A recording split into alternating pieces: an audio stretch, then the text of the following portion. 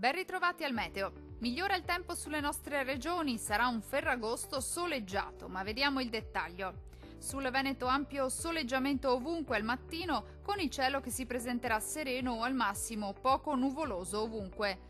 Col passare delle ore, tempo via via più instabile sui settori alpini con qualche breve acquazzone di calore.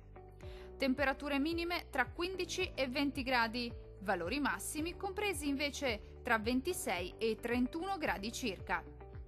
Spostiamoci ora a vedere che tempo farà sul Friuli Venezia Giulia. Poche novità anche sulla nostra regione, il tempo sarà asciutto e stabile, con ampio soleggiamento su tutti i settori in questa giornata festiva. Il cielo si presenterà sereno o al massimo poco nuvoloso ovunque. Temperature minime tra 16 e 19 gradi, massime comprese invece tra 29 e 31 gradi circa.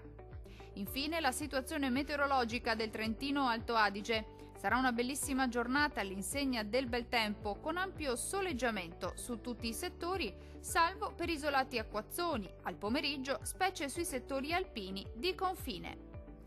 Temperature minime tra 15 e 16 gradi, valori massimi oscillanti invece tra 29 e 31 gradi circa. Per ora è tutto. Arrivederci al prossimo aggiornamento.